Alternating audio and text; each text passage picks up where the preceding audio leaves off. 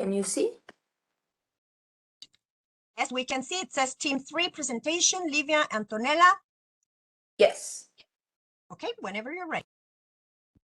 Good evening, class. Today, Livia and I are going to talk about Hofstede's cultural dimensions.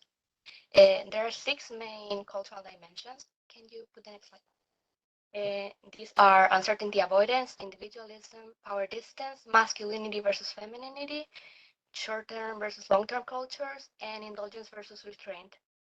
Next slide. After knowing this, we were wondering what were the similarities and differences between Brazil and Chile. And as we can see in this image, both countries score quite similar in most dimensions, since we are in the same geographical region in South America. However, for this presentation, we are only going to focus on 2 of these dimensions, which are masculinity and uncertainty avoidance.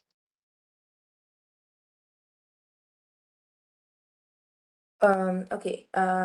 As we can see in the previous graph, Brazil has a high index in case of uncertainty avoidance.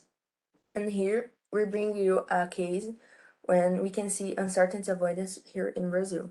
A few years ago, I met a girl who, due to her family upbringing, I don't know how to say, but I think it is.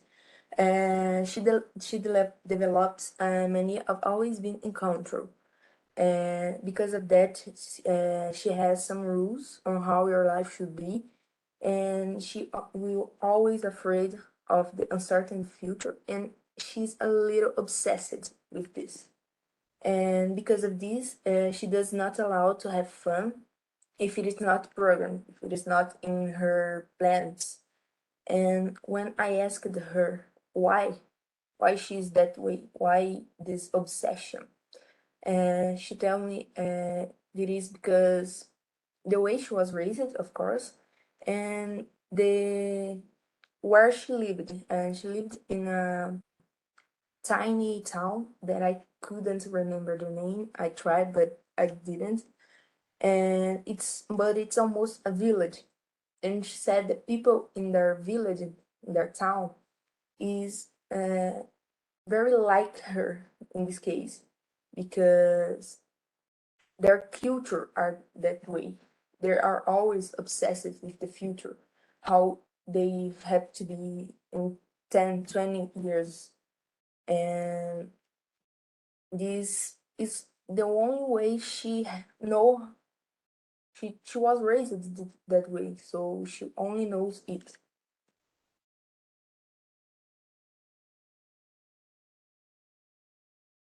Uncertainty avoidance in Chile. Chile scores quite high in this dimension with over 10 Brazil, and these results can be seen in our everyday basis, since the majority of us Chileans, we don't really like to take a risk and get out of our comfort zone. And I think that one of the reasons that may cause Chile to score this high is that we have a really high incidence of natural disasters, such as earthquakes, volcano eruptions, and tsunamis. For example, the biggest earthquake ever recorded happened in the south of the country, in Valdivia. So therefore, the government has made a lot of rules to manage and reduce these risks and uncertainty in the population. Okay, here we bring a little bit about the masculinity versus femininity. And in Brazil, we can see that the score in the graph is higher. It's more higher than Chile. And one case we can associate with this is that many women are still at home while men work and support them. And since the election of the first female president in 2011, this started to change. I think this was because many women were inspired by her. They see that I don't have to be at home. I don't have to just stay at home and look out at the house. I can work. I can support my family. I can help my husband or whatever. And then women have gained their place in the job market, even reaching higher positions like CEO of an enterprise of a multinational. And this is very it's how's the word? It's grow. It's grow a lot here in Brazil, and I think maybe this graphic was made in these years, 3 years ago. We can see that Brazil has gained so much more women in the work, and maybe it's not a masculinity country. But however, we have some peoples who have some sexist comments, and they don't think that women have to work. They don't think we have our space in the work market. We don't think we can be their boss. They don't accept that. But I think if we have a open mind, we can see that it's better. A lot of family have so much in her house. They having so much money, and this is better for these families.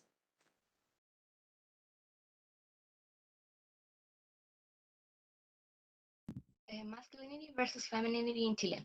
The gender gap that Livia mentioned exists in Chile too, however, in a lesser proportion. And one of the main reasons that this gap has gotten smaller over time is the election of Michelle Bachelet, our first female president, in 2006. Some of the major changes that this election caused were a rise in female employment, as well as women getting more important political positions, such as deputies and senators. However, Chile has always been a very conservative country, especially since there was a dictatorship from 1973 until 1990. So this causes that a part of the population doesn't really support these changes because they would like women to take on more traditional gender roles. And our conclusions, we made 3 conclusions about these topics. And our first conclusion is, although both countries are in the same region and have many similarities, there are some big cultural differences, especially regarding feminism movements. Our second conclusion was, we shouldn't deal with this cultural difference, but rather try to understand them, since we have to deal with people that come from different backgrounds. Sorry. And our third conclusions was, we personally believe that even though planning ahead is important, being obsessed with the future and getting unsettled is, if there is any chance to what's planned, is not a help for anyone. Because, like I said, this girl that I met was very obsessed with it. Her life turns around this, and so we think it's not very healthy for anyone. And I think that is, and thank you for your attention. Beautiful. Thank you so much, everyone. Now you can turn on your cameras and help me give them a big hand. I always learn so much from you guys, and I really, really, really appreciate it. Does anyone have any comment, question, addition? Anyone you would like to maybe learn something? I keep learning things, and I really liked your presentation. It was very to the point, and your examples were very good. Anyone, guys? No? Can I go then? Yes, go, Paula. Yay! Go ahead. No, I wanted to know if this masculine feature varies from one Brazilian part from another, because if it's different in the capital city or maybe in the rural areas, it's the same. Very good question. Very good question. And I will ask both for Brazil and for Chile, if that's Yes. okay, guys. What do you think? It's your personal opinion, I know. Yeah, I think it's a little difference, because in the big towns, big cities like São Paulo or Rio de Janeiro, we can see a lot of women working. But in the tiny towns, I think it's very little. We don't have so many women working. Antonella? I think that it was a general change. Obviously, in Santiago, which is the capital, it's more prominent. But in overall, all the country, most women work and support their families. Thank you very, very much for adding that. Now, just like I did with the previous presentation, in which I made sure everybody, I hope, took notes that personality traits are personal, individual characteristics, and cultural dimensions are regional characteristics and trends. Okay, just like we just did that, I need you to also make sure this was clearly understood. I know many of your examples in the masculinity and femininity, and even when we talk about it, it's very common to get all the idea that if the country has gender equity, it's a feminine country regarding the cultural dimensions of Hofstede or vice versa, but not necessarily. And again, I have already mentioned this, but I need to make sure we finish this semester and you have this clear. I'm going to give the example of Finland or Denmark or all these countries, Norway, where equity, it's almost 50-50. However, in the cultural dimensions of Hofstede, please make sure everyone takes notes. A feminine culture, it's a culture where no matter how the equity of gender is described, the culture itself is more family-oriented, value-oriented, morale-oriented, feelings, emotions as a culture. I'll give you some examples in a minute. And a masculine culture, it's a culture in which, again, regardless of the level of equity between women and men, a masculine cultural dimension is that country, society, or culture in which power, money, being the CEO, being in control, that is a characteristic from a cultural dimension in a country or society in which the whole country as a society tends to be more masculine as a society. Again, I need to make sure everybody understands this. Give me thumbs up if you're understanding this.